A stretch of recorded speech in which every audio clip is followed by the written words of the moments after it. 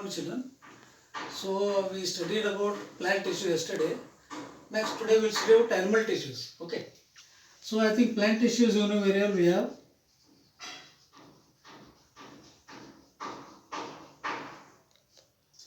simple tissues, complex tissues. Okay. Simple is nothing, parenchyma.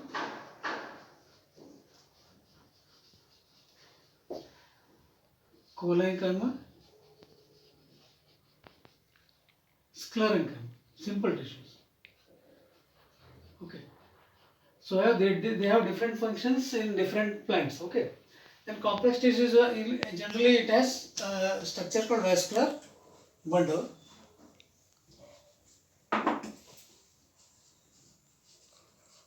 Vascular bundle.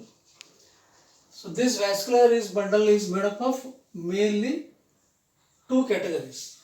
It is made of xylem and phloem. Okay. Again in xylem we have types. Three types we have. One is vessels, xylem vessels. We call it tracheids and xylem parenchyma. So what are all these functions? What are the function they will do? See, vessels and tracheids are tubular in structure. They are tubular structures, tubes, like tubes. Okay, like they have perforation like tubes. They are tubes, both. So their work is to supply the water and minerals vertically. Vertically they will supply the water and minerals to the parts of the plant, and xylem parenchyma will supply the stored food and material which is stored there. It will supply it sideways. To sideways it will supply xylem parenchyma, and vessels and tracheids will supply the water and minerals to the upper part. Okay, this is a function of xylem. Then coming to phloem. Phloem have a structure called sieve tube. Okay. Then sieve canal, xylem parenchyma, phloem parenchyma,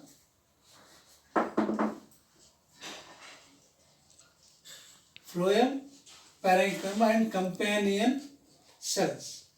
Companion cells. Okay. So the functions of sieve tubes and sieve canal, what they are actually, sieve means filter. It's like filter. Okay. So the functions of the mainly phloem is to supply the food which is prepared in the plants from upper part to all parts of the body. All parts of the plant body it is supplied through these structures. Okay. So unlike xylem parenchyma is a living cell, remaining all are mostly they are dead cells. They contain dead cells. These also contain dead cell. So due to that they become strong, stiff, and they work like pipes only. They are working like pipes. You know, where in our building there are different pipes distributed everywhere, where the water is supplied everywhere, every part of the building. Like that only, we have xylem and phloem which supply water, minerals, and other required material to the parts of the plants. Then coming to animal tissues.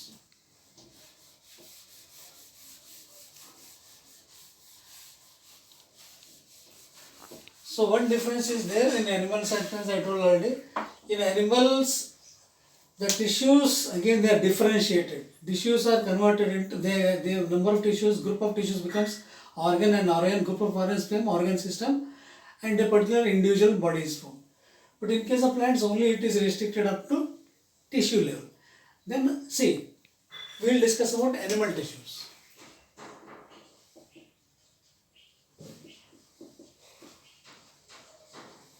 See, suppose when you breathe air, what happens? There is contraction, relaxation. Your chest will increase in size, relax, decrease in size. But why it happens? And even inside also there is, you can feel respiration, how it works. But see, these all are performed by some tissues present in our body. Okay, so these tissues are generally present everywhere. Suppose in the inner lining of the stomach, in the inner lining of the blood vessels in the inner lining of the intestine, in the inner lining of the nerve cells. Everywhere we have cells called epithelial tissues. Even our skin also is having a layer of epithelial tissues. Epi means your outer layer. Means it forms a layer which covers, and these layers will form coordination, will give coordination between the one part of the body to the environment.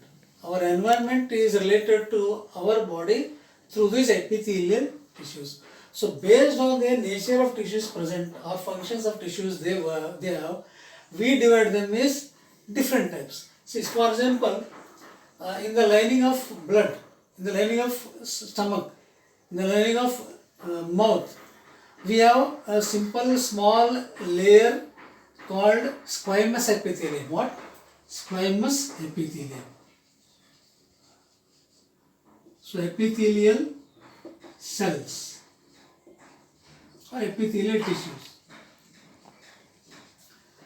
So epithelial, if the layer is very smooth, flat enough, that forms a layer in our internal mouth and nose. So these form squamous. There where the layer is flat and normally simple. Okay. Then suppose if you go little inside the inner wall of intestine or esophagus. Esophagus and intestinal cover contains the striated squamous epithelium. Striated means these are having cilia and mucus. Mucus and cilia will help for the movement of the food which we take, or the movement of air which is going through the nostril to esophagus, and there is some mucus where the easily passage of the material take place or air take place from one part of the body to the other part. So squamous is again simple squamous and striated squamous epithelial tissues. Okay. Then coming to inner part. Okay. We have one more epithelium. If it is simple and flat, it is a flat thin layer which is present in the inner lining of mouth or little inner part, esophagus, then we call it simple. But if it is inside the esophagus, inside not esophagus, if it is in the skin layer, it forms a layer, little different layers are present in the skin, so that it will protect us from stress and strain, wear and tear. So that type of squamous epithelium is called stratified epithelium. Stratified epithelium. Suppose you go little inner. I told esophagus, inner lining of esophagus, inner lining of the intestine, that forms a cube-like structure. The layer are like cube. So that forms cuboidal epithelium. Cuboidal epithelium. Okay. These are two. Then again, little you go inside, the kidney. Okay. Tubules of kidney and glands. Glands. Different glands are there. So these glands actually what happens? These glands are found in form of different layers and form a particular gland. Okay. So these are made up of cells called like they look like column. Okay. They look like column. So we call columnar epithelial cells. So these are different type of cells, we call epithelial cells present in the body. Okay. This is about different types of cell. Then coming to one, see, we divide cell actually in two types. One is tissues is connective tissue, okay, and muscular tissue, nervous tissue, okay. I told one more is epithelial tissues. Epithelial tissue. 4 types of tissues are there. So connective tissue means what? So again we have two here. One is blood and bone. These will form connective tissue. See, blood is nothing. It is a plasma state. It is a plasma. So blood contains what? Contains, it is a plasma which contains WBC, RBC, and platelets. Okay. So again in WBC again we find different uh, internal structures which are the eosinophil.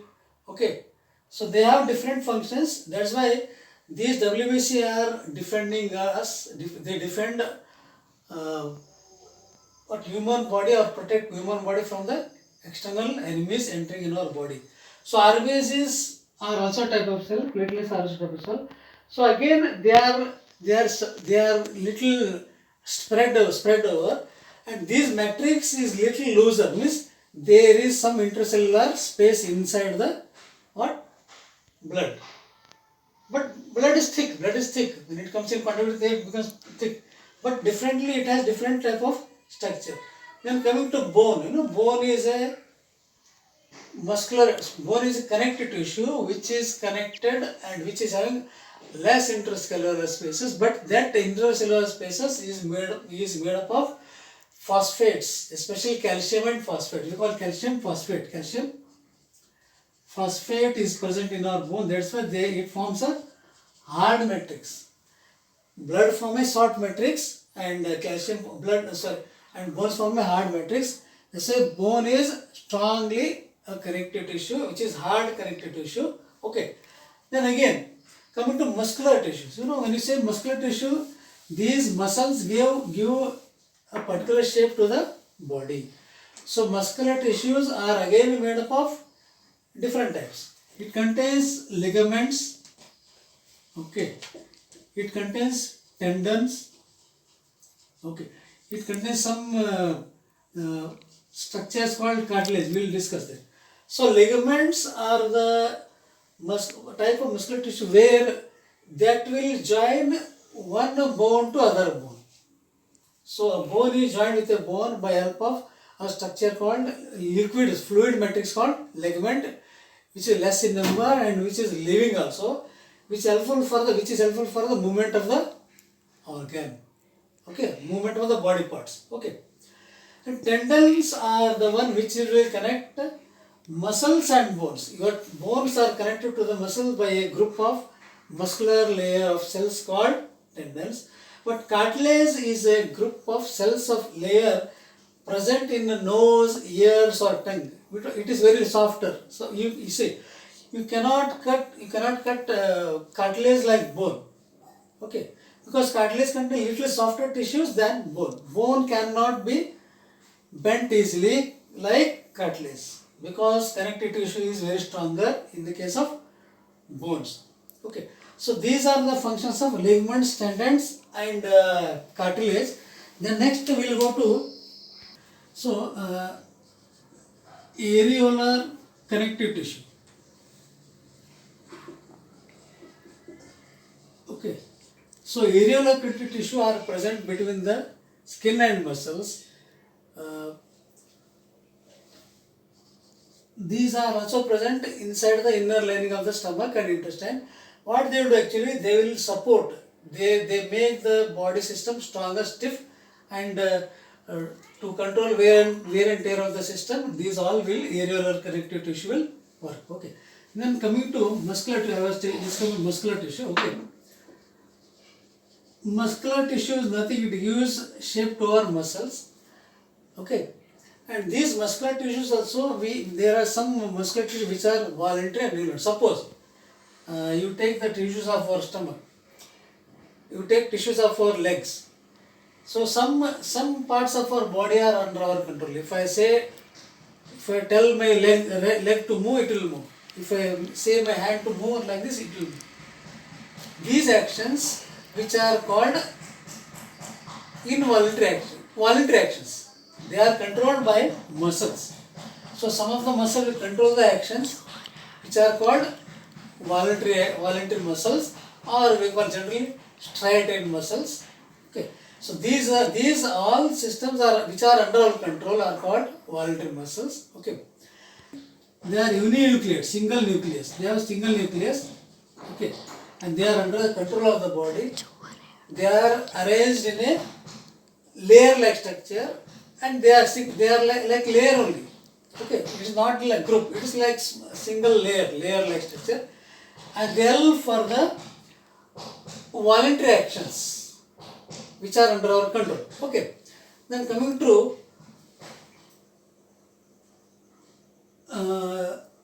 you take some parts of our body which are not under our control. They are all called involuntary actions, involuntary muscles. They are actually long cells. Okay. They are many nucleated, means many nucleus are present in them. Okay. And these are not under our control. Like for example, our iris, color of our eye, we cannot change. We cannot tell our eyes to stop blinking and all. Okay. And breathing of heart, respiratory system, digestive system. Okay. And the contraction, relaxation of our like a pregnant woman's stomach, generally we call uterus. That contraction, relaxation is not under her control. So whichever the muscles are not under her control, they are called involuntary actions or involuntary muscles. So they all are made up of cells which are having many nucleus, and they are long in size, and they are not under our control. Okay. So these again one more way, we have one more type of cells. Like for example, you take heart cells. Heart is rhythmic in action. Heart is rhythmic. Okay. Heartbeats. So heartbeats are not under